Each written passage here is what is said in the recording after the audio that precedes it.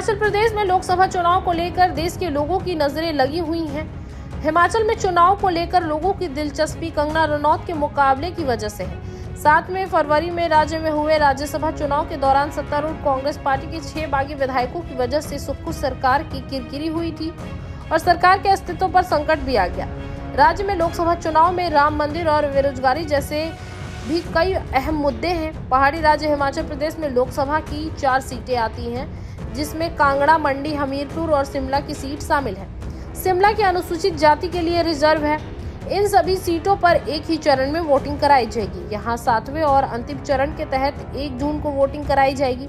मतगणना 4 जून को होगी। हिमाचल में भी चुनाव को लेकर हलचल तेज हो गई है। महज 4 लोकसभा सीटों वाला हिमाचल प्रदेश तब सुर्खियों में आ गया जब भारतीय जनता पार्टी ने फिल्म अभिनेत्री और अपने बयानों को लेकर लगातार चर्चा में रहने वाली कंगना रनौत को मंडी संसदीय सीट से उतारने का ऐलान किया।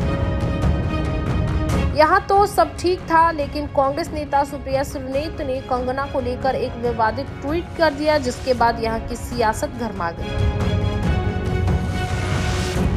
कंगना समेत बीजेपी के नेताओं की ओर से इस पोस्ट को महिलाओं के खिलाफ अपमानजनक टिप्पणी करार दिया जाने लगा।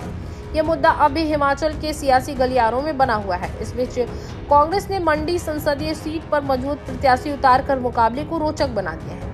कंगना को चुनौती का सामना करने के लिए 13 अप्रैल को पूर्व मुख्यमंत्री वीरभद्र सिंह के बेटे और पूर्व मंत्री विक्रमादित्य सिंह को मैदान में उतारा गया है।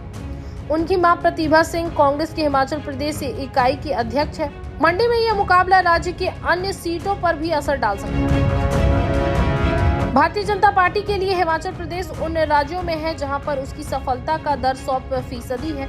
2019 के चुनाव में बीजेपी ने यहां की सभी 4 सीटों पर जीत हासिल की थी। बीजेपी की कोशिश पिछले प्रदर्शन को दोहराने की है।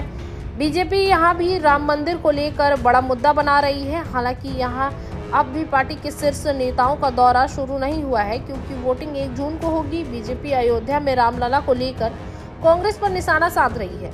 राम मंदिर की देरी के लिए कांग्रेस को दोषी ठहरा रही है, साथ ही उसे सनातन विरोधी पार्टी करार दे रही है। पीएम मोदी समेत बीजेपी के वरिष्ठ नेताओं की ओर से न्योता दिए जाने के बाद भी रामलला प्राण प्रतिष्ठा में शामिल नहीं होने को लेकर कांग्रेस पर लगातार निशाना साधा जा रहा है। खास बात यह है कि तब प्रदेश सरकार में मंत्री विक्रमादित्य सिंह पार्टी आलाकमान के नहीं जाने के बावजूद खुद वहां पहुंचे थे।